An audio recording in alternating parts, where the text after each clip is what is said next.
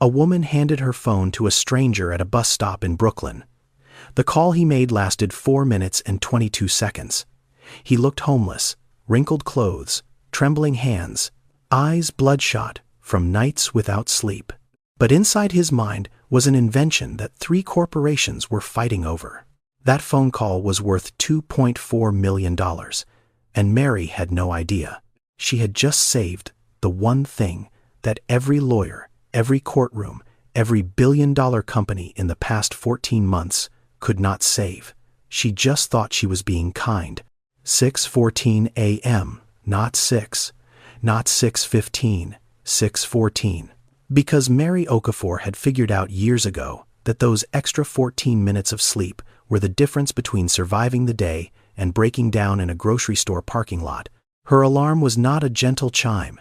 It was the default iPhone sound, loud, aggressive, the kind of noise that pulls you out of whatever dream was keeping you safe. She reached for her phone on the nightstand. Cracked screen, case peeling at the corners, 11% battery. She had forgotten to charge it again. The charger cable in the kitchen had been half broken for 2 weeks, and a new one cost $12 she did not have to spare. Mary swung her legs off the bed. The apartment on Fulton Street was small. 2 bedrooms if you were generous. One was hers. The other belonged to Aisha, 9 years old, sharp eyes, smile that could fix almost anything. The kitchen floor was cold under Mary's bare feet. She opened the fridge. Eggs, 3 left. Half a carton of milk that was 1 day past its date but still smelled fine. She cracked 2 eggs into a pan. The third one she saved. That was tomorrow's breakfast. You learn to count like that when the numbers in your bank account never have enough digits. She checked her balance while the eggs cooked. $147.32. Rent was due in 9 days. $875. The math did not work. The math never worked.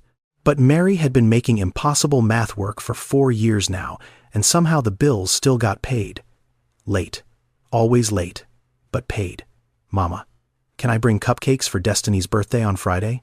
Aisha appeared in the kitchen doorway, backpack already on, hair in 2 puffs that Mary had braided the night before while watching a show she could not remember the name of because she had fallen asleep halfway through. We will see, baby. Get your shoes on. That meant no. Aisha knew it. Mary knew she knew it. But neither of them said so. That was how they moved through mornings. Quiet negotiations, small mercies. The unspoken language of a family that had learned to want less so the disappointment would hurt less too. Mary slid the eggs onto a plate, poured a glass of milk, set it on the table, kissed the top of Aisha's head. Her daughter smelled like cocoa butter and the lavender detergent that was on sale last month. Bus comes in 20 minutes, Mary said. Eat fast. She walked back to the bedroom, pulled on her scrubs, light blue, faded at the elbows from washing. The name tag clipped to her chest read Mary O. Home Health Aide, Sunrise Senior Care Agency. She almost left the phone on the nightstand. 11%, barely enough to last till noon, and she would be with Mrs. Coleman all morning. No need for a phone when you are bathing an old woman and heating up soup. But something made her pick it up. Maybe habit. Maybe the feeling every mother has that the school might call, that Aisha might need her, that the one time you leave your phone behind will be the one time it matters. She dropped it into her scrub pocket. Aisha was already at the door, shoes on, backpack zipped. Love you, Mama. Love you more, baby girl. Learn something good today. The door closed. Aisha walked to PS 247 on Herkimer Street, 3 blocks. She had been walking it alone since 2nd grade because Mary's shift started at 7:30 and the school did not open until 7:45 and there was no one else to walk her. Mary locked the apartment, took the stairs because the elevator had been broken since March, stepped out onto Fulton Street where the morning air smelled like exhaust and fresh bread from the bakery on the corner that she could never afford to walk into. She headed for the B38 bus stop. Same stop, same route, same Tuesday as every other Tuesday for the past 3 years. Mary did not know it yet, But in exactly 3 hours and 41 minutes, that phone with 11% battery was going to change 2 lives forever. Mary Okafor was the kind of person who would give you directions even when she was running late. Hold a door open even when her arms were full. Let a stranger use her phone even when the battery was almost dead. And if you asked her why, she would just shrug and say something like, "That is how I was raised." But that was not the whole truth. The truth was heavier than that.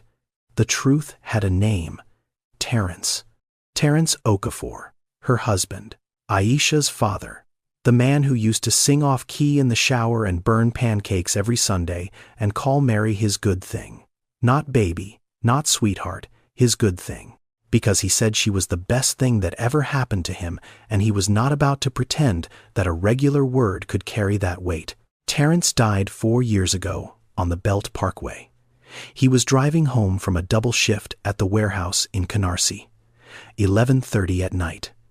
A truck ran a red light, hit the driver's side door.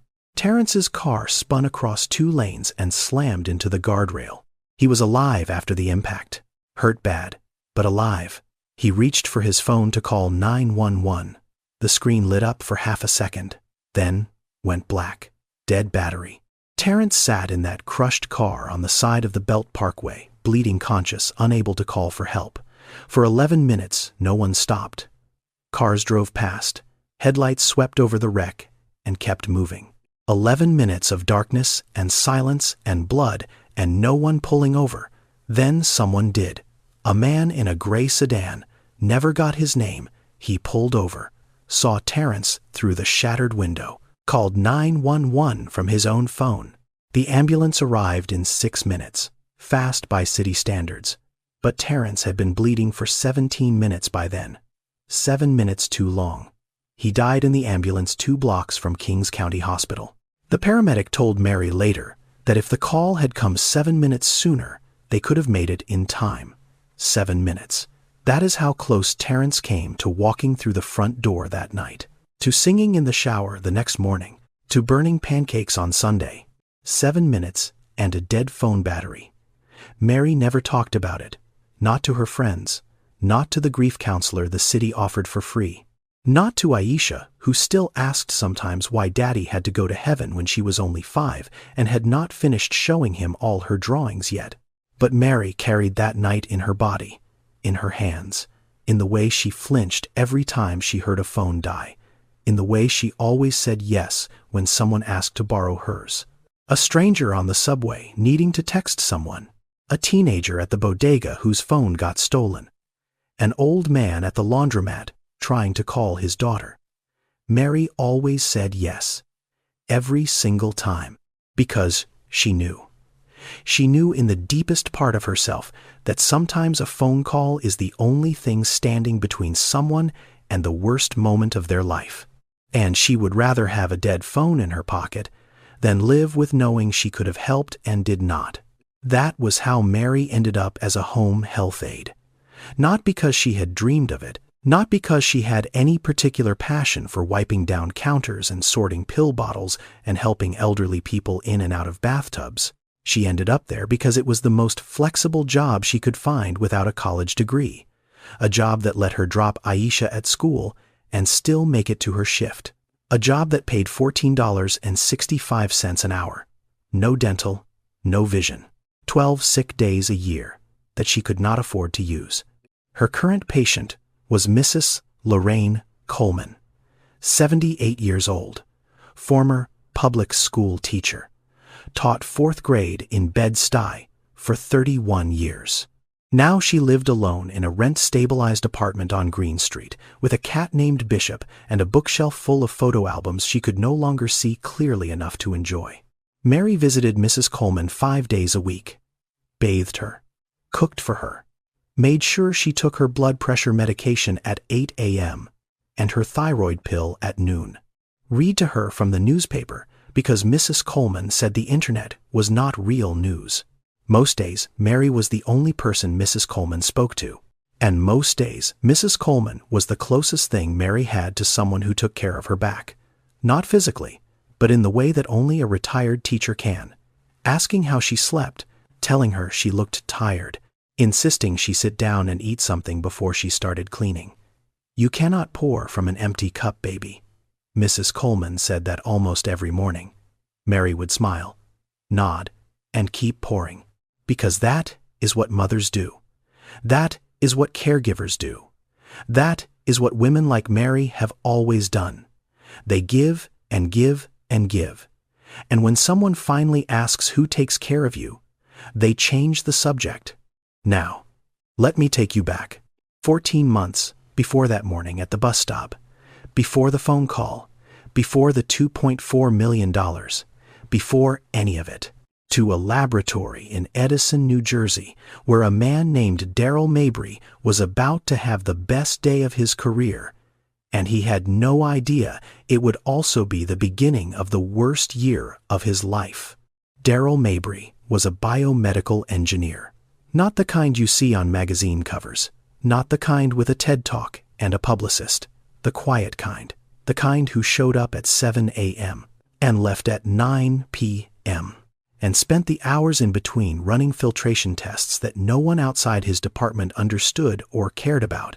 He worked at Hartley Medical Systems, a mid-sized biotech company in a beige office park off Route 1, the kind of building you drive past 1,000 times without ever wondering what happens inside. What happened inside in Darrell's case was something extraordinary. For 3 years, Darrell had been developing a biofiltration membrane, a thin, flexible sheet made from modified cellulose fibers that could filter bacteria, parasites, and heavy metals from contaminated water. Other filters existed. Darrell knew that, but they cost between $8 and $15 per unit and lasted maybe 6 months. Darrell's membrane cost under $2 to produce, and it lasted 2 years. Let me put that in perspective. Right now, roughly 2 billion people on this planet do not have access to clean drinking water. Every single day, more than 1,000 children under the age of 5 die from diseases caused by contaminated water, diarrhea, cholera, typhoid, diseases that should not be killing anyone in a world with this much technology. The problem was never knowledge. The problem was cost. Clean water technology existed, but getting it to the communities that needed it most was too expensive, too complicated, too far from the people making decisions in air-conditioned boardrooms. Darrell's membrane changed that equation. One sheet could filter enough water for a family of 5, for 2 years, for under $2. That was not just an invention, that was a lifeline. A bridge between survival and death for millions of people who had been waiting for someone to care enough to build it. And Darrell had built it. With his own hands. Long, careful hands that could hold a membrane sample thinner than a human hair without tearing it. Hands that wrote equations on whiteboards at midnight and sketched prototypes on napkins during lunch. Hands that belonged to a man who had grown up in Newark, son of a bus driver and a school cafeteria worker, first in his family to go to college, and now the owner of a patent application that could reshape global health. He developed the membrane on his own time, nights, weekends, using his personal laptop and equipment he had purchased with his own savings. The research was his, the breakthroughs were his. The 3 years of failed experiments and sleepless nights and moments of doubt where he almost gave up, all his. His boss, Victor Hartley, had started asking questions around month 20, casual at first. "How is that side project going, Darrell? Anything interesting? You should show me your data sometime. I would love to take a look." Darrell had trusted him. Victor was the one who hired him, gave him his first real shot after 2 other companies passed, called him brilliant in front of the whole department. Darrell showed Victor everything, the data, the prototypes, the patent application he was preparing to file. He thought he was sharing his work with a mentor. He was handing it to a thief. It was a Monday morning in October when Darrell arrived at Hartley Medical Systems and knew immediately that something was wrong. The parking lot was the same. The building was the same. The security guard at the front desk was the same man who nodded at Darrell every morning for 3 years. But this morning, the guard did not nod. He looked away. Darrell swiped his badge at the turnstile. The light flashed red. He swiped again, red again. He looked at the guard. "There seems to be a problem with my badge." The guard picked up the phone, made a quiet call. 2 minutes later, a woman from Human Resources appeared. Daryl had seen her around but never spoken to her. She was carrying a folder and wearing the kind of expression people wear when they have practiced bad news in the mirror. "Mr. Mabry, would you come with me, please?" The conference room on the second floor had a long table, 8 chairs, and a window that looked out at the parking lot where Daryl's 12-year-old Honda Civic sat waiting for him. There was a cardboard box on the table. His cardboard box, his coffee mug, his framed degree from Rutgers. The photo of his parents at his graduation. They had already packed his things. The HR woman explained that Daryl was being terminated effective immediately for violation of company confidentiality protocols. She read from a script. Her voice was flat, professional. She did not make eye contact. Daryl barely heard her, because his mind was doing math. Terrible math. The kind that adds up to betrayal. Victor Hartley walked in halfway through the meeting. He sat across from Daryl, adjusted his tie, folded his hands on the table like a man who had already won. "I want you to know this was not personal," Victor said. "The company has a right to protect its intellectual property. Your work on the filtration project falls under the scope of your employment agreement. I developed that membrane on my own time," Daryl said. "On my own equipment. At my own kitchen table. You know that, Victor. You saw my home lab setup. I showed you photographs." Victor's expression did not change. The legal team reviewed the situation thoroughly. "The company's position is clear. You stole my work. I would be very careful with language like that, Daryl. Very careful. Here is what most people do not know about intellectual property law in the United States. When you sign an employment contract with a company, there is often a clause buried deep in the fine print. It is called a work-for-hire provision. And what it says is that anything you invent while employed by the company belongs to the company, even if you did it on your own time, even if you used your own equipment, even if the idea had nothing to do with your job description. Now, there are exceptions. Important ones. In many states, if you can prove that you developed your invention entirely outside of work, using no company resources, and the invention is not related to the company's current business, it belongs to you, not them, you. Daryl's membrane fell into that exception. He had developed it at home, on his own laptop, with materials he purchased himself. The receipts were in a shoebox under his bed. The research notes were on his personal hard drive. But Victor Hartley had already filed a patent application under the company's name, and he had done something clever. He had listed the invention as an extension of an existing Hartley medical project, a water purification initiative that the company had abandoned 2 years earlier but never officially closed. On paper, it looked like Daryl's membrane was company work, a continuation of a company project. Developed during company time, it was a lie. But it was a well-constructed lie, the kind that requires expensive lawyers to take apart. Daryl stood up, picked up his box, looked at Victor one last time. "You know what this filter can do. You know how many people it can help. And you stole it so you could put your name on it and sell it to the highest bidder." Victor said nothing. Daryl walked out of the building, stood in the parking lot. October wind cutting through his jacket. He looked up at the third-floor window, his lab, his bench, his 3 years of work. All of it behind glass he could no longer touch. He put the box in his trunk, sat in the driver's seat, and did not start the car for a very long time. What Daryl did not know was that Victor Hartley had made one mistake, one small, technical, legally devastating mistake, but finding it would cost Daryl everything he had left. The first thing Daryl lost was his savings, $23,000. That is what he had in his bank account the day Victor Hartley stole his work. It sounds like a lot until you hire a lawyer. The attorney's name was Kevin Park, intellectual property specialist, office on the 14th floor of a glass building in Midtown. Kevin looked at Daryl's case, looked at the evidence, looked at the employment contract, and said 3 sentences that changed the math of Daryl's life. "You are right. Legally, this is your invention, But Hartley Medical has 12 attorneys on retainer and a litigation budget bigger than your annual salary. To fight this properly, you need around $200,000. Daryl did not have $200,000. He had $23,000. And after 2 months of retainer fees, document preparation, and filing motions, he had $411. Kevin Park called him into his office on a Tuesday, sat him down, and was honest in the way that only lawyers who still have a conscience can be. Daryl, I believe in your case, but I cannot keep working without payment. And even if I could, Hartley's team will bury us in motions and delays. They are not trying to win on merit. They are trying to drain you until you quit. That is how the system works. Not always, but often enough that it should keep you up at night. If you have money, you can defend your rights. If you do not, your rights still exist. They just sit on a piece of paper that nobody reads. Daryl lost his apartment in month 4. The rent was $1,700 a month. Without a job, without savings, the math was simple.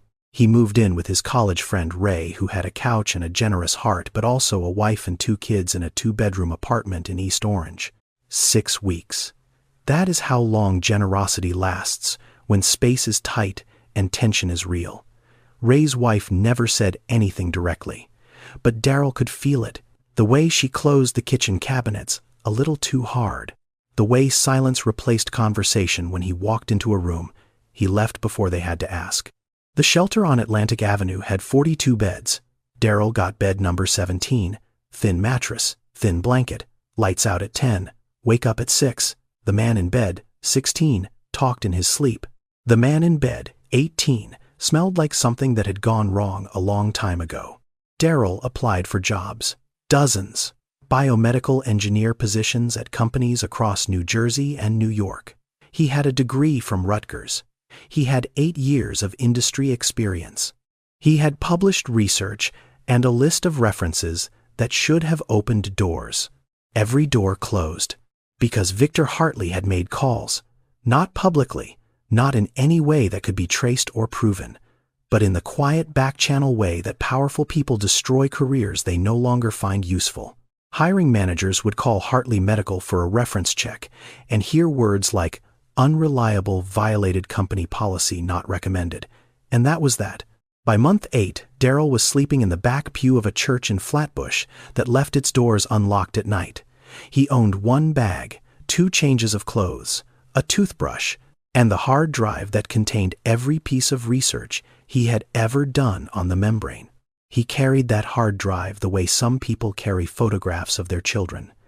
It was proof that the work was his, proof that 3 years of his life had produced something that mattered, proof that he was not what Victor Hartley's lawyers were trying to make him, a nobody, a liar, a disgruntled former employee with delusions. If you are still with me, stay close. Because what Daryl discovered next is the moment this entire story pivots, and you are not going to want to miss it. Subscribe now so you do not lose this thread. Daryl spent his days at the Brooklyn Public Library on Grand Army Plaza. Free internet, free electricity, free warmth. He sat at the same computer terminal every morning and taught himself patent law, not because he wanted to, but because he could not afford to pay anyone else to do it. And in month 10, sitting in that library at 8:47 on a Wednesday morning, Daryl found the mistake. Victor Hartley's patent application described the biofiltration membrane in detail, but it was missing something, a critical step in the fabrication process. The step where the cellulose fibers are treated with a specific enzyme solution at a precise temperature for exactly 92 minutes. Without that step, the membrane would filter particles, but not bacteria. It would be a good product, but not a revolutionary one. Daryl knew that step because he had invented it, spent 4 months perfecting the temperature and timing. It existed only in his personal research notes. On his hard drive, Victor did not know that step, because Daryl had never shared it. He had shared everything else. But this one piece, this last piece, he had kept for himself, not out of suspicion, out of timing. He was planning to add it to the patent application the week he was fired. That missing step was the crack in Victor Hartley's stolen wall, and Darryl was going to drive a truck through it. In month 12, Darryl found Jerome Washington, or rather, Jerome found him. A legal aid volunteer at the library had seen Darryl researching patent law every day for weeks and passed his name to Jerome, a patent attorney based in Harlem, a man who had spent 20 years fighting for inventors who looked like Darryl, people with ideas worth millions and bank accounts worth nothing. Jerome reviewed the case in one afternoon, called Darryl the next morning. "Here is what we are going to do. We are not going to sue Hartley. Not yet. We do not have the money for that.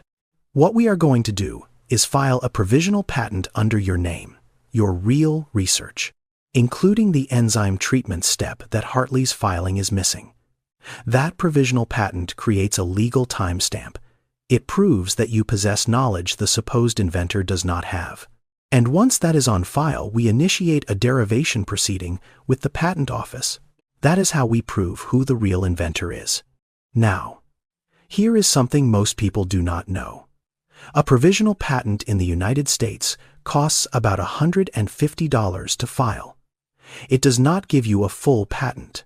What it gives you is 12 months of protection. 12 months where your invention is officially on record as yours.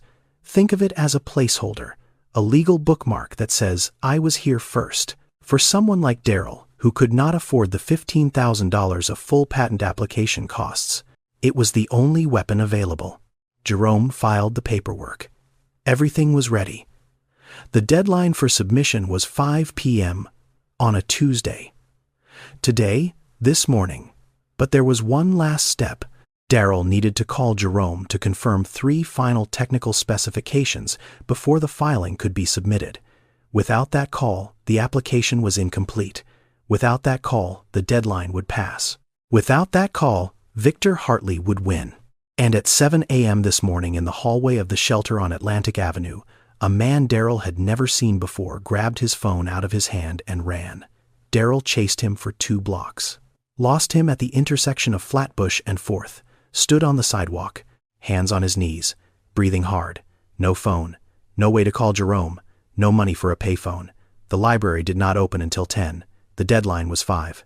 And that is how a man who built something that could save millions of lives ended up at a bus stop in Brooklyn, with nothing, asking strangers if he could borrow a phone, and getting told no, again and again and again, until he got to Mary. 9:55 a.m., the B38 bus stop on Fulton Street, sun sitting high and sharp over Brooklyn, the kind of morning that does not care what you are going through. Bright and warm and completely indifferent. 4 people waiting. A woman in nurse scrubs scrolling through her phone. A teenager with headphones so big they looked like earmuffs. An older man reading a folded newspaper. And Mary, sitting on the bench. Scrubs. Tired eyes. Phone in her right hand. Checking a text from the woman who watched Aisha after school. 11% battery. The number glowed in the top right corner of the screen like a warning. Darryl walked up from the east side of the street. His clothes told one story. Khaki pants that used to be pressed, a button-down shirt that used to be white, shoes with soles peeling at the toe. Everything about him said, "I was not always this." The wrinkles were fresh. The dirt was recent. This was not a man who had been on the street for years. This was a man who had fallen fast and was still falling. But his back was straight. His eyes were clear. Red from exhaustion but sharp, alert, and his hands. Long fingers, steady despite the trembling. The hands of a man who had spent years working with precision, who had held membrane samples thinner than a strand of hair and never torn one. He approached the woman in nurse scrubs first. "Excuse me, ma'am, could I borrow your phone for just a few minutes? I need to make one call." She shook her head without looking up, never even saw his face. The teenager was next. Darryl tapped him on the shoulder. The kid pulled one headphone off, heard the question, put the headphone back on, turned his body away. The older man with the newspaper looked up when Darryl approached, made eye contact, and said one word, "No," then moved 3 feet to the left, as if whatever Darryl had might be contagious. 3 people, 3 refusals, and the clock in Darryl's head kept ticking. He almost did not ask Mary. He was one more rejection away from giving up and walking to the library to wait for it to open. But the library was 22 blocks away, and the deadline was 7 hours away. And every minute mattered. "Excuse me, I am sorry to bother you." Mary looked up. She saw what everybody else had seen. A man who looked like he had been sleeping somewhere that was not a bed. Wrinkled clothes, unshaved face, the weight of something heavy sitting behind his eyes. But Mary saw something else too, something the nurse and the teenager and the old man had not stayed long enough to notice. She saw the way he held himself, the way his voice shook but his words were clear, the way he said, "I am sorry to bother you," like he meant it, like he understood exactly how he looked and was asking anyway, because whatever he needed was bigger than his pride. "I just need to make one phone call," Daryl said. 2 minutes, maybe 3. "It is very important. I would not ask if it was not." Mary looked at her phone. 11%. She looked at Daryl, at his hands, at his eyes. She thought about all the reasons to say no. Stranger, low battery. She needed that phone in case the school called about Aisha. And then she thought about Terrence, about a phone that died on the Belt Parkway. About 7 minutes. "Here," she held the phone out. "Just be quick. My battery is low." Daryl took the phone. His fingers brushed hers for half a second. His hand was cold. Hers was warm. And in that tiny exchange, in that 1 second of contact between two people who did not know each other's names, something shifted, something that neither of them would understand until much later. "Thank you," Daryl said, and his voice cracked on the second word. "Would you have handed your phone to a stranger who looked like he had been sleeping on the street?" Daryl stepped 5 paces to the right, close enough that Mary could still see her phone, far enough to give the conversation some privacy. He dialed a number from memory, the only number he had memorized in the past 14 months, Jerome Washington's direct line. The phone rang twice. Jerome picked up, and Daryl started talking. Fast, focused, the words coming out of him like water breaking through a crack in a dam. Mary was not trying to listen. She was looking at her own hands in her lap, picking at a loose thread on her scrubs. But sound carries at a bus stop, and Daryl's voice, though quiet, was intense in a way that pulled attention whether you wanted to give it or not. She heard pieces, fragments that meant nothing to her and everything to him. "Jerome, it is me. I lost my phone this morning. Stolen. Yes, I am okay. Listen the filing. The Section 112 disclosure. We need to confirm the enzyme treatment parameters before you submit. 92 minutes at 41.5 degrees. Yes, Celsius." The prior art documentation is on pages 14 through 19 of the attachment I sent you last week. The membrane structure, the layered cellulose configuration. That is the part Hartley's filing is missing. That is what proves it is mine. Today at 5. Yes, confirm submission. Please, Jerome, today. To Mary, it sounded like a foreign language. Technical, scientific, full of numbers and terms that belonged in a textbook she had never opened, but she could hear the weight of it, the way each word landed like it mattered, the way his voice steadied as the conversation went on, as if the act of speaking these words out loud was putting something broken back together. She watched his body change during the call. When he first dialed, his shoulders were up near his ears, tight, braced. By the second minute they dropped.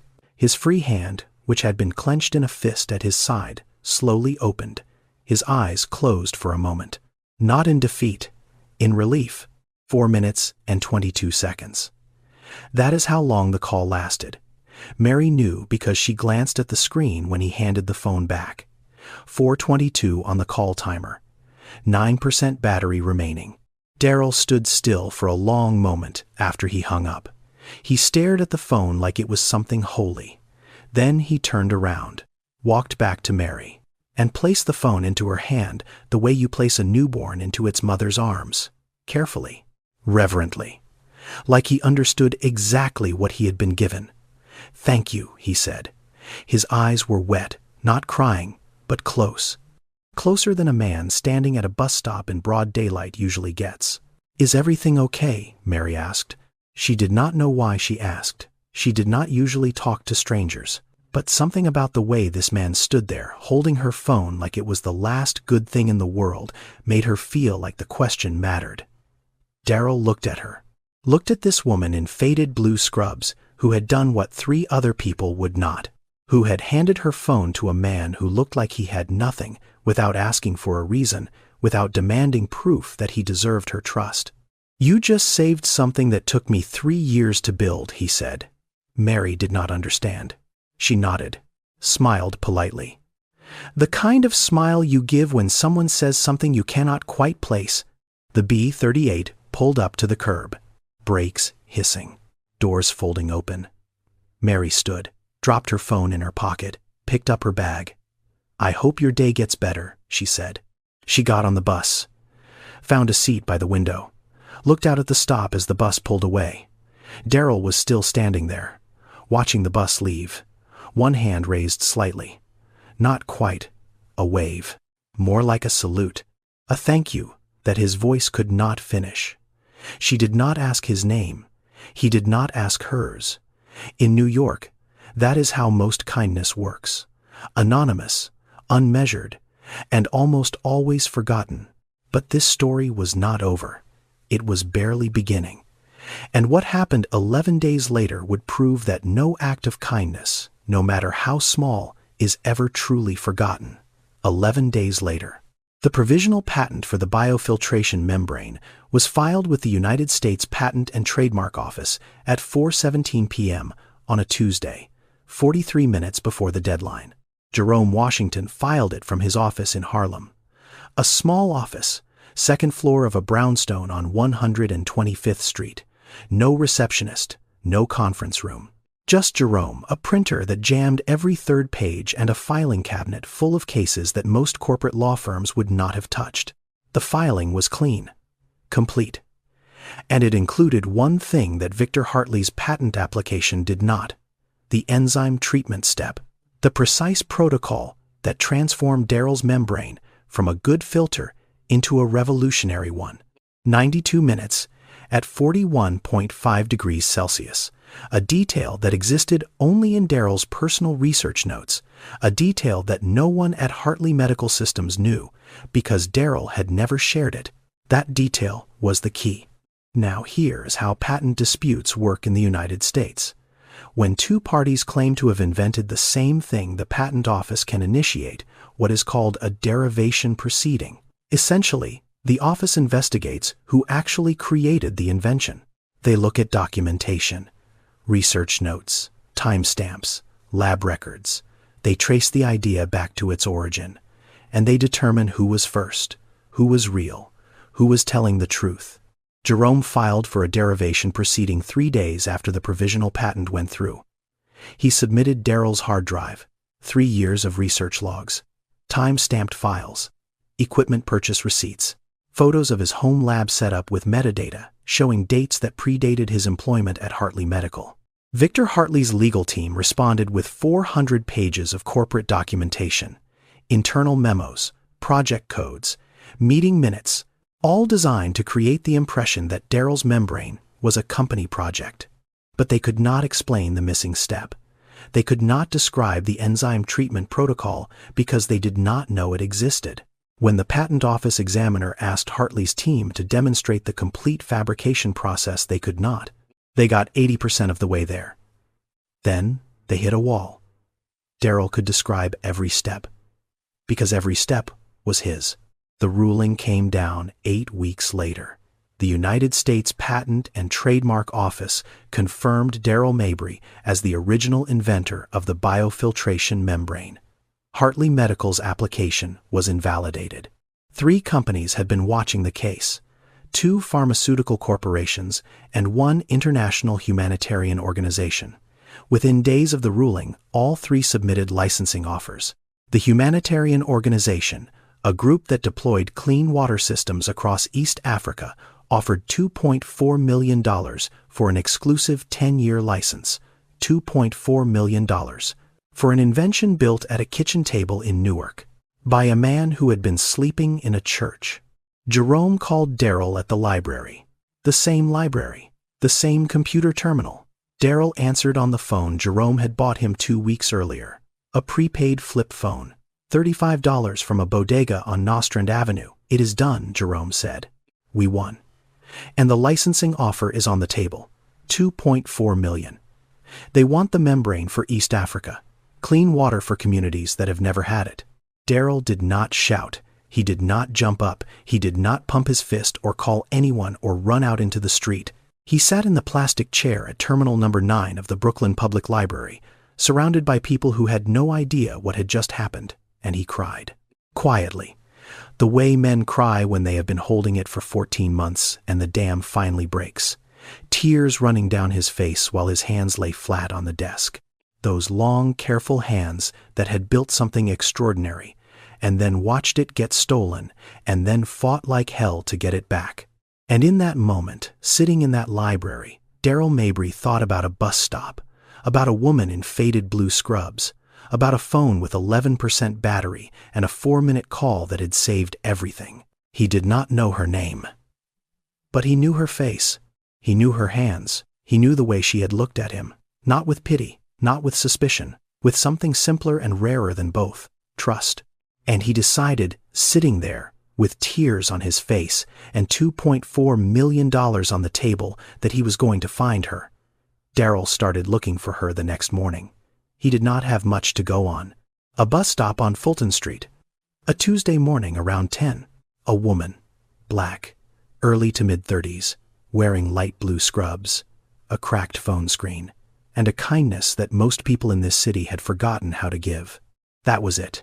No name. No number. No last glance over her shoulder as the bus pulled away. Just the memory of her face, and the way she had said here like it was the simplest word in the English language. Daryl went back to the B38 stop the next day, sat on the same bench, wore clean clothes now. Jerome had fronted him money for a haircut, a shave, and 2 outfits from a thrift store on Nostrand Avenue. He looked like a different man sitting in the same spot. Same bench, same morning light, but everything else had changed. She did not come. He went back the next morning, and the next, and the next. 8 days straight.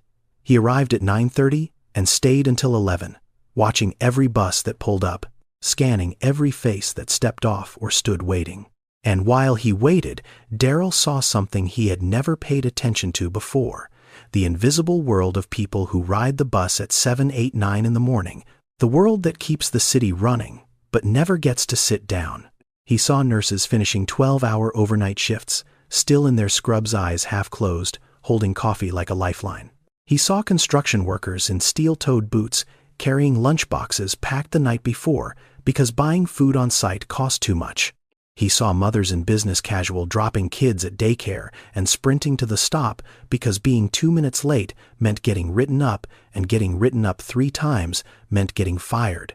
He saw a man in a custodian's uniform reading a chemistry textbook between stops, a woman in a home aide smock doing math on her phone, adding up hours to see if she could afford her son's field trip, a teenager in a fast food visor, leaning against the shelter wall, already tired before his shift started.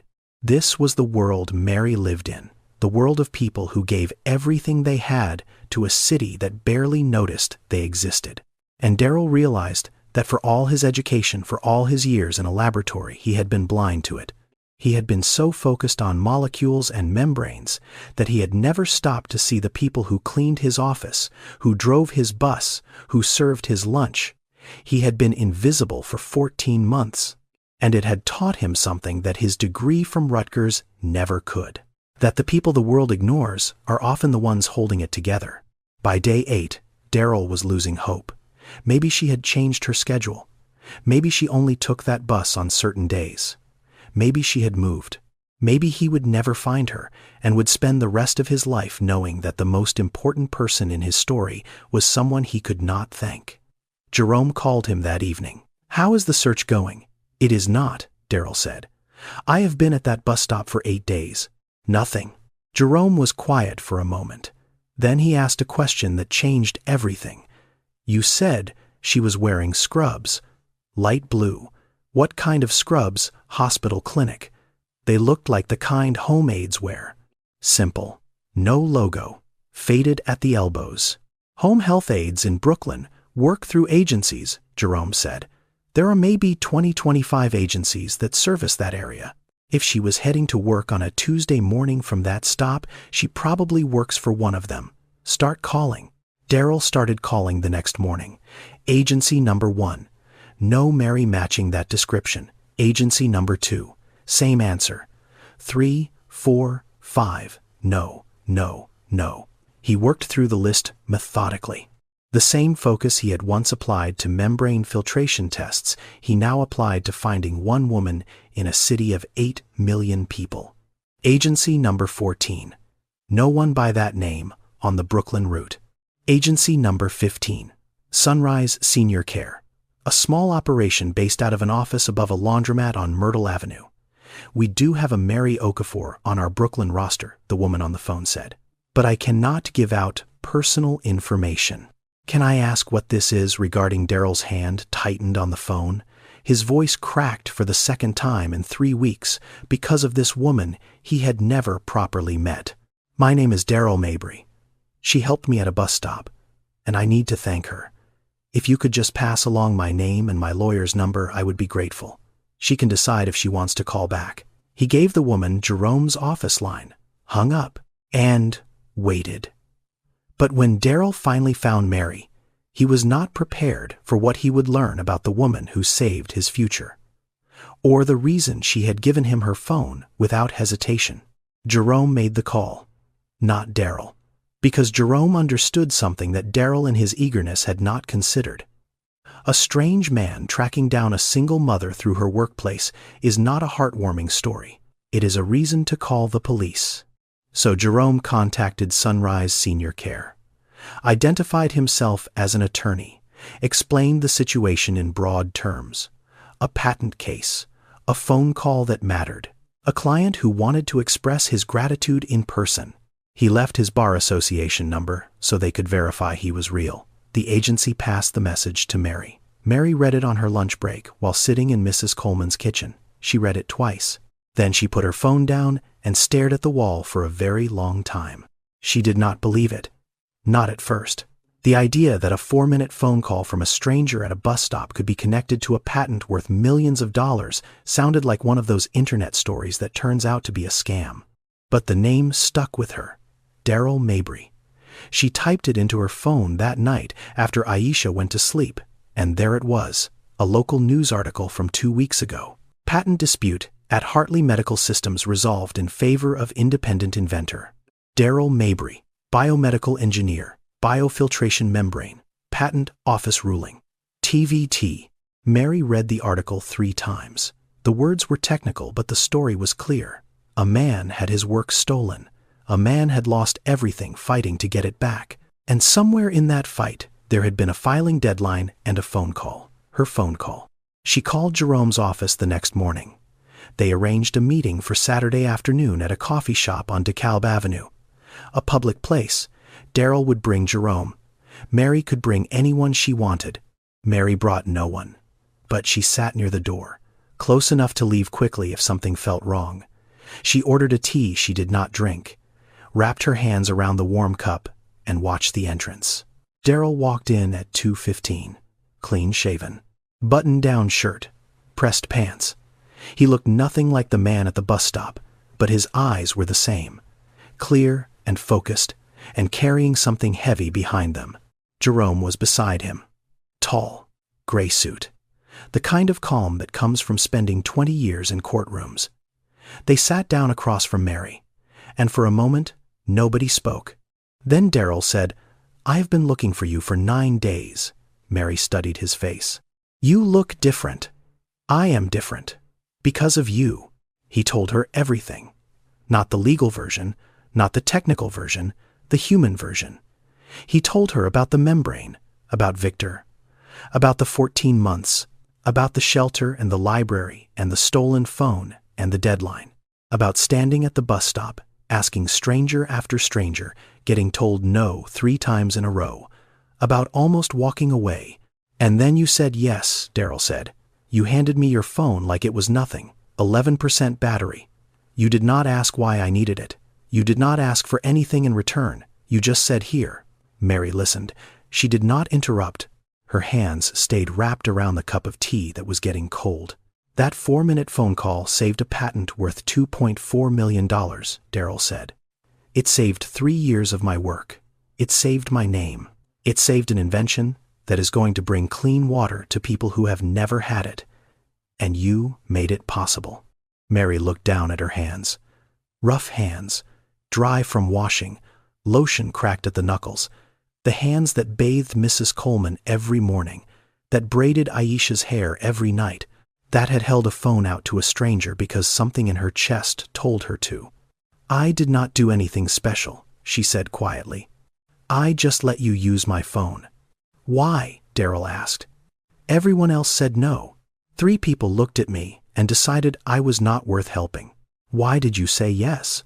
Mary was quiet for a long time.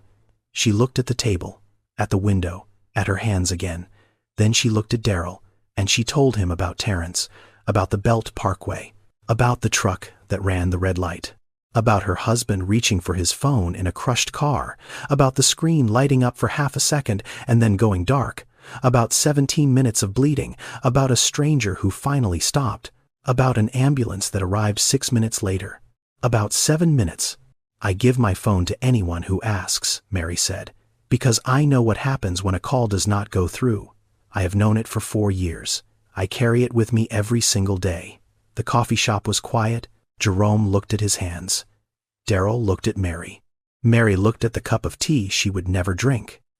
2 strangers sitting in a coffee shop in Brooklyn, connected by phone calls, one that came too late, and one that arrived just in time.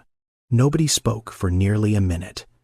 And sometimes, silence says more than words ever could. Daryl broke the silence first. His voice was low, steady, but the kind of steady that takes effort. I want to do something for you, he said, and I need you to hear me out before you say no. Mary's back straightened. I did not help you for money. I know that. Then there is nothing to discuss. Jerome leaned forward slightly. Miss Okafor, if I may. Legally, you have no claim to anything related to the patent or the licensing deal. This is not compensation. There is no obligation here. What Daryl is proposing is entirely his choice. And frankly, he has been stubborn about it since the moment he decided to find you. Mary looked at Jerome, then back at Daryl. She waited. Daryl took a breath. The licensing deal has not closed yet. But when it does, the first payment will be significant.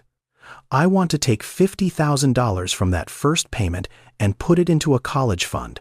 For your daughter. Mary shook her head immediately. No, absolutely not. I cannot accept that. That is your money. You earned it. You fought for it for 14 months. You slept on the street for it. I handed you a phone for 4 minutes. Daryl did not look away. You did not just hand me a phone. You handed me 4 minutes of trust, when the entire world had decided I was not worth trusting. 3 people at that bus stop looked at me and saw someone who was not worth 4 minutes. You looked at me and saw a person. Do you know how long it had been since someone looked at me and saw a person? Mary's eyes glistened. She pressed her lips together. Her hands gripped the teacup tighter. Here is something most people do not think about. In the United States, the average cost of a 4-year college degree is over $100,000. For families earning under $40,000 a year, that number might as well be $1 million. Nearly 60% of children from single-parent households do not complete a college degree. Not because they are not smart enough, not because they do not work hard, because the math does not add up. The same impossible math that Mary did every morning when she checked her bank account. $50,000 would not pay for all of Aisha's college, but it would pay for enough of it that the math might finally work. Mary was quiet for a long time. Then she spoke. If you do this, it cannot just be for Aisha. Daryl tilted his head. What do you mean? I mean that Aisha is not the only child in Brooklyn whose mama checks her bank account every morning and prays the numbers changed overnight. If you want to put money into education, put it into a fund, a real fund. For kids like Aisha, kids whose parents work 2 jobs and still cannot afford a textbook, call it whatever you want. But make it bigger than just my daughter. Daryl looked at Jerome. Jerome raised his eyebrows slightly. The kind of expression that says, I did not see that coming, but I probably should have. You want to turn a personal gift into a scholarship fund? Jerome said. I want to make sure it helps more than one family, Mary said. Because if you are thanking me for being kind to a stranger, then the best way to thank me is to be kind to a whole lot of strangers. Daryl smiled. For the first time in 14 months, he smiled and meant it. Deal, he said.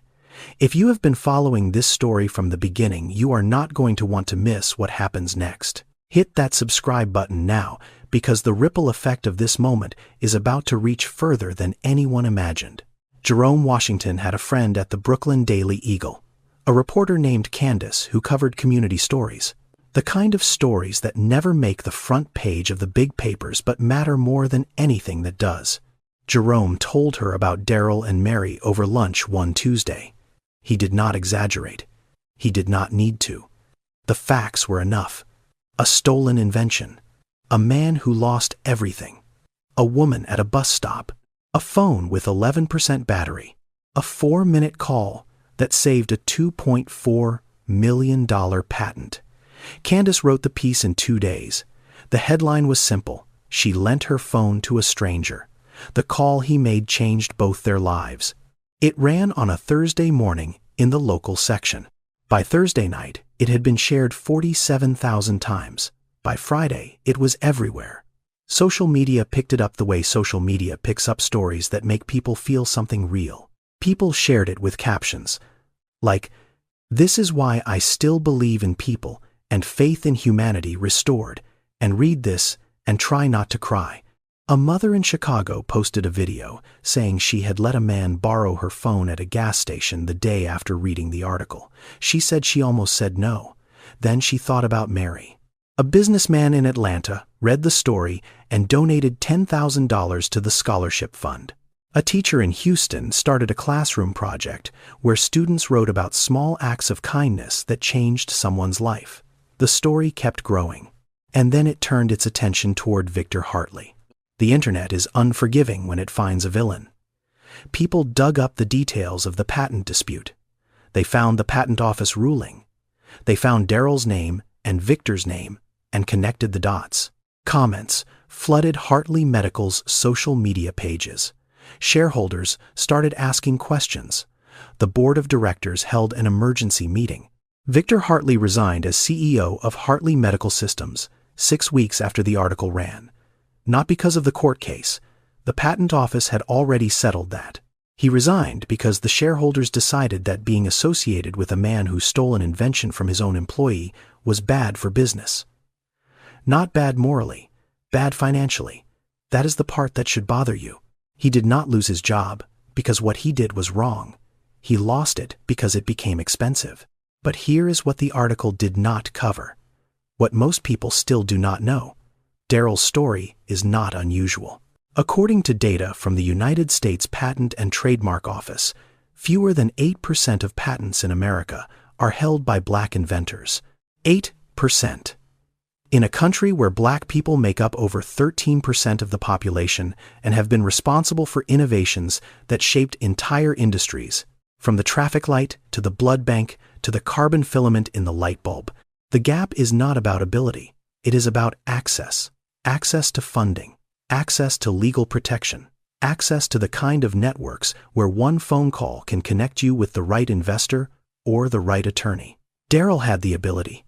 He always had the ability. What he did not have was a system that protected people like him. And without Jerome Washington volunteering his time, without a woman at a bus stop lending her phone, that ability would have disappeared inside a corporate filing cabinet and never seen the light of day. That is the part of this story that goes beyond two people at a bus stop. It is about who gets to invent, who gets credit, and who gets erased. But the biggest change was not the money. It was not the headlines. It was what happened inside Mary's apartment 3 months later, when her daughter Aisha asked a question that stopped Mary in her tracks. 3 months after the coffee shop, 3 months after the article, 3 months after the scholarship fund launched, and the donations started coming in, and Daryl's name appeared in places that had nothing to do with courtrooms. Life had changed for Mary. Not dramatically. She still worked at Sunrise Senior Care, still visited Mrs. Coleman 5 days a week, still rode the B-38, still checked her bank account every morning, and did the same impossible math. But the math was a little less impossible now. The scholarship fund had grown beyond what anyone expected. A local community center had invited her to speak at an event about everyday kindness. She had said no 3 times before Daryl convinced her to say yes. Daryl came over for dinner on Sundays. He and Aisha would sit at the kitchen table doing her homework together while Mary cooked. He helped Aisha with science. She helped him understand what 9-year-olds actually think is cool. They were friends. Not the kind of friends the internet wanted them to be. Not the kind with a love story attached. The kind that is rarer and in some ways more valuable. 2 people who understood each other's weight because they had both carried things that almost broke them. It was a Wednesday evening, October. The apartment smelled like the chicken Mary had put in the oven an hour ago. Aisha was at the kitchen table with her homework spread out, notebook open, pencil tapping against her lip the way she always did when she was thinking hard. "Mama, what does this mean? Write about someone who changed your life." "It means pick a person who made your life different," Mary said from the stove. "Someone important to you," Aisha wrote for a while. Then she stopped. "Mama." "Yes, baby, I am writing about you," Mary smiled. "That is sweet, Aisha, but I have a question." Mary turned around. Aisha was looking at her, not the way children usually look at their parents. Not distracted, not half paying attention. She was looking at Mary the way you look at someone when you have been thinking about something for a very long time and finally found the courage to say it. If Daddy's phone had worked that day, would he still be here? The kitchen went quiet. The only sound was the oven humming and the faucet dripping once, twice. Mary set down the wooden spoon. She did not move. She did not speak. She stood there with her back against the counter and felt 4 years of grief rise up in her chest like a wave she had been holding back with both hands. "I do not know, baby. I think about that a lot." Aisha nodded slowly, like she had expected that answer, like she had been carrying the question long enough to know there was no good reply. Then she said something that Mary would remember for the rest of her life. "I think that is why you always let people use your phone. Because you know what happens when a call does not go through." Mary's breath caught. She stared at her daughter. This 9-year-old girl sitting at a kitchen table in Brooklyn who had just seen something that Mary herself had never been able to name. The pattern, the connection, the invisible thread that ran from a dead phone on the Belt Parkway to every stranger Mary had ever handed her phone to. She had never thought about it that way. She had never connected Terrence's death to the bus stop. She had never asked herself why she always said yes when other people said no. She just did it. The way you breathe without thinking about it. The way your heart beats without being told to. But Aisha saw it. Children see things like that. They see patterns that adults are too busy surviving to notice. Too busy working and cooking and checking bank accounts and braiding hair and catching buses and holding everything together with both hands to stop and ask why. Aisha saw what no one else did. That Mary's kindness was not random. It was not just good manners or a generous nature. It was grief transformed into generosity. It was loss redirected into love. It was a woman who could not save her husband, making sure that nobody else would ever stand next to a dead phone and feel the world go dark. Mary walked to the table, sat down next to Aisha, and held her daughter without saying a word. Held her the way you hold someone when there is nothing left to explain. When the truth has already been spoken and all that remains is to sit with it. Outside the window, Brooklyn glowed. Streetlights and headlights and the flickering neon of the bodega on the corner. The same lights that shone on the night Terrence died. The same lights that would shine tomorrow morning when Mary handed her phone to the next person who needed it. Some questions do not need answers. They need witnesses. 8 months after a phone call at a bus stop in Brooklyn, Daryl Mabry stood in a village in western Kenya and watched a child drink clean water for the first time. The licensing deal had closed 2 months earlier. $2.4 million for exclusive use of the biofiltration membrane across East Africa. The humanitarian organization, a group called Bridgewater International, had moved faster than anyone expected. They had engineers on the ground within weeks, supply chains established within a month, and by the 6-month mark the first filtration units were installed in 3 communities along the shores of Lake Victoria. The village was called Kotieno, population around 900. There was a school with 2 classrooms, a health clinic with 1 nurse, a market that operated on Tuesdays and Fridays, and until 3 weeks ago, no access to clean drinking water. The women of Kotieno had been walking to a river 2 hours away every morning. They carried yellow jerry cans on their heads, 20 liters each. 44 pounds of water balanced on the neck of a woman who had already been working since before sunrise. Children who were old enough walked with them. Children who were not stayed behind and waited. 3 hours round trip, every single day. Before breakfast, before school, before anything else. The filtration unit, that now sat at the center of the village, was small, about the size of a refrigerator. Inside it were 24 of Daryl's membranes, each one capable of filtering 500 liters per day. The cost of filtered water had dropped from 50 cents per liter to 3 cents. For a family earning less than $2 a day, that difference was not just savings, it was survival. In the first 6 months, the system served over 12,000 people across 3 villages. Cases of waterborne illness dropped by 73%. School attendance among girls increased by 41% because the hours they used to spend walking to the river they now spent in classrooms.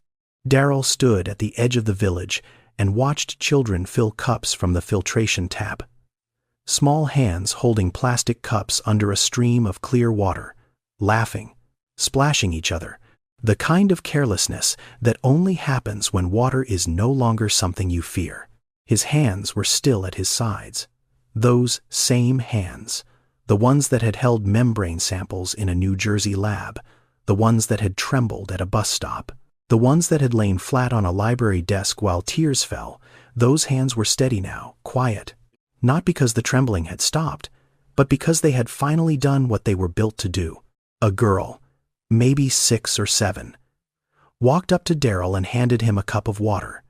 She said something in her language that he did not understand, but the translator beside him smiled.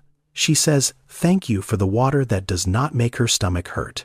Daryl took the cup, drank, and for the first time in a very long time felt the full weight of what his life had become. Not the money, not the patent, not the ruling. This, children drinking water that would not kill them, because of something he built at his kitchen table. That evening, Daryl called Mary. Video call. He held the phone up so she could see the village, the filtration unit, the kids still playing near the tap even though the sun was going down, a woman filling a jerry can with clean water and carrying it home on her head. Same walk, same weight. But now the water was safe. "This started with your phone at a bus stop in Brooklyn," Daryl said. Mary stared at the screen, at the children, at the water catching the last of the sunlight. She sat on her couch in her apartment on Fulton Street, wearing the same faded scrubs she wore every day, and watched a village on the other side of the world drink clean water because she had said yes to a stranger. She did not speak for a long time. When she finally did, her voice was barely above a whisper. "All I did was hand you a phone. That is all it took," Daryl said. "That is all it ever takes. One person deciding that a stranger is worth 4 minutes. They called it the 11% Foundation, named after the battery life on a phone that should have been dead, but was not." Daryl wanted a grand launch. Jerome suggested a hotel ballroom. Mary said no. She wanted the community center on Myrtle Avenue. Folding chairs, paper tablecloths, coffee from the deli across the street. That is where the fundraiser happened. A Tuesday evening in November. About 80 people, neighbors, teachers, home aides, bus drivers, a few reporters, Jerome in his gray suit, Daryl in a tie he had clearly not worn before because the knot was slightly crooked, Aisha in the front row wearing a dress she had picked out herself. And Mary, standing behind a podium that was really just a music stand borrowed from the church next door, holding a piece of paper with notes she had written at 4 a.m. because she could not sleep. She was not a speaker.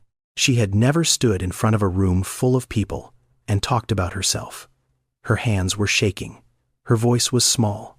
She cleared her throat twice before she started, and even then, the first few words came out almost too quiet to hear.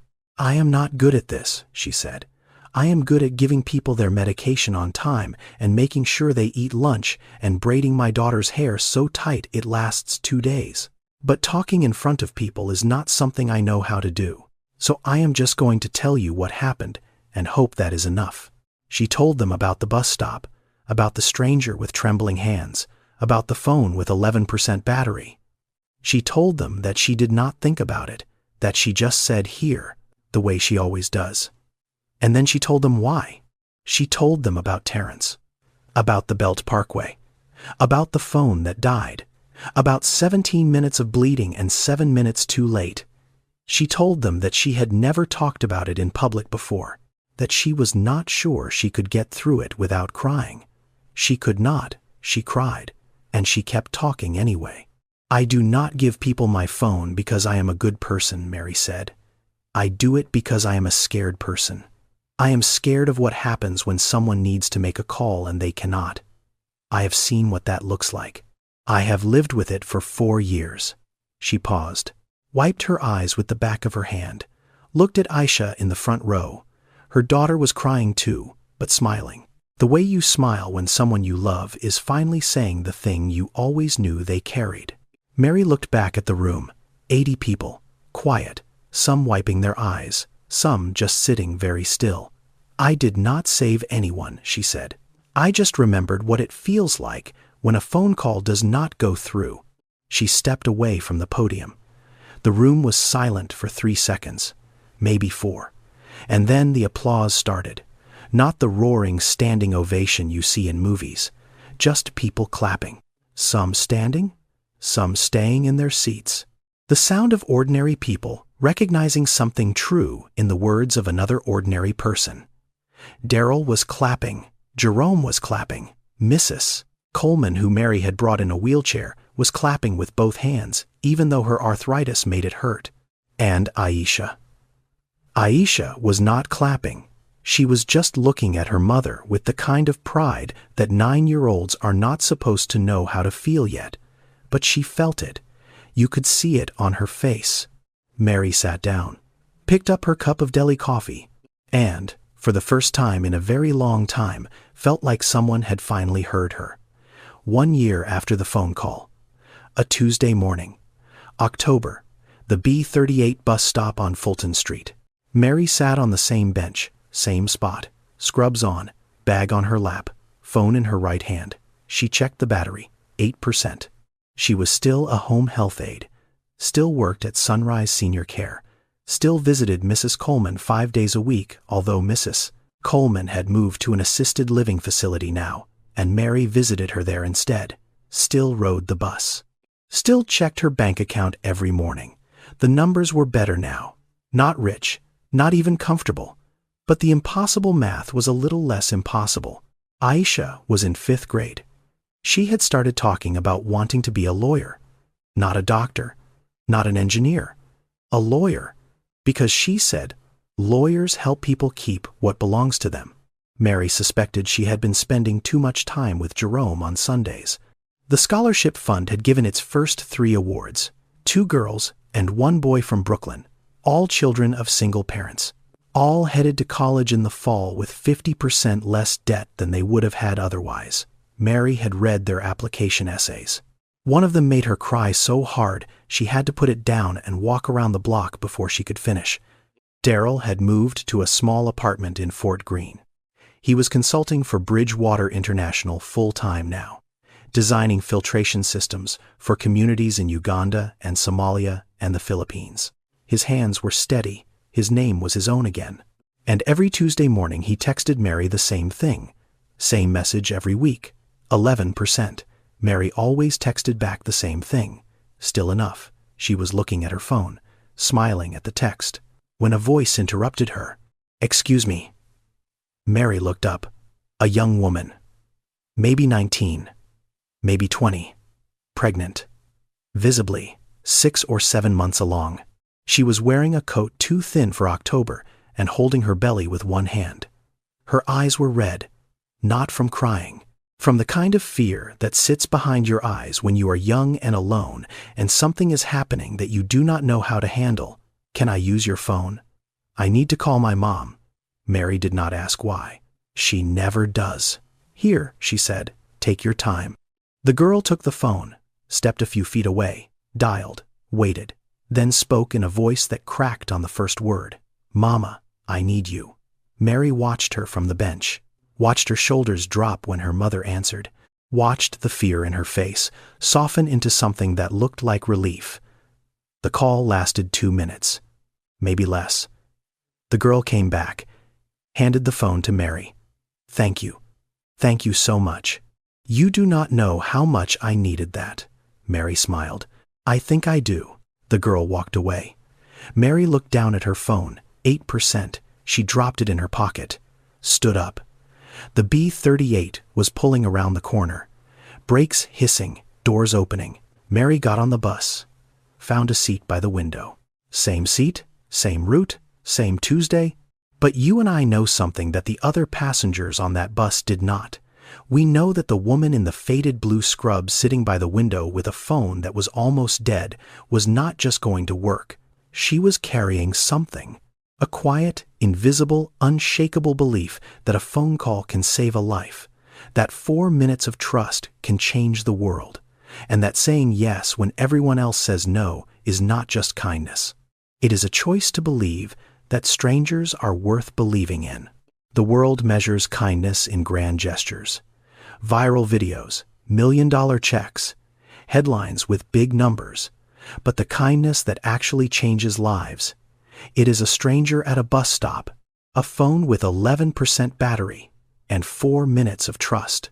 I want to step outside this story for a moment and talk to you directly. I spent a long time thinking about why this story matters, and I realized it is not because of the $2.4 million. It is not because of the patent or the clean water or the scholarship fund. Those are all beautiful outcomes, but they are not the point. The point is the moment before all of that, the moment at the bus stop, when 3 people said no and 1 person said yes. That is it. That is the whole story. Everything else is what happened because one woman decided that a stranger deserved 4 minutes of her time and 11% of her battery. And here is the part that keeps me up at night. Most of us would have said no. I probably would have said no. You probably would have too. And that would have been reasonable. Safe. Smart. Nobody would have blamed us. But Mary said yes. And the reason she said yes is the part that breaks my heart. She said yes because she had already lived through what happens when a phone call does not go through. She did not need a reason. She had a scar. And that scar turned into a reflex. And that reflex turned into a miracle. I think most acts of kindness work like that. They do not come from people who have everything. They come from people who have lost something. People who know exactly what it costs when help does not arrive in time. And one more thing.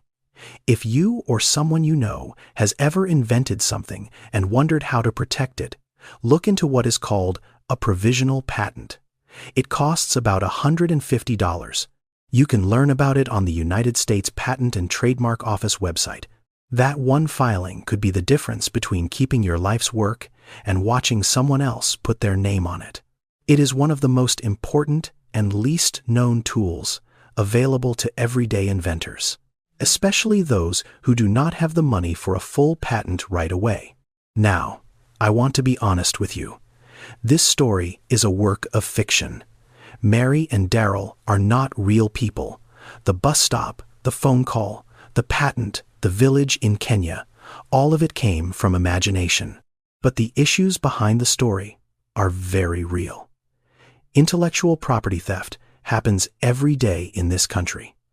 Black and minority inventors hold less than 8% of U.S. patents. That is not because they invent less. It is because the system was not built to protect them equally. And small acts of kindness between strangers, those happen every day too. They just do not usually come with a $2.4 million ending. If this story felt real, it is because stories like this are happening right now. On a bus stop somewhere, in a library somewhere, in a kitchen lab somewhere, without the cameras, without the headlines, without anyone noticing.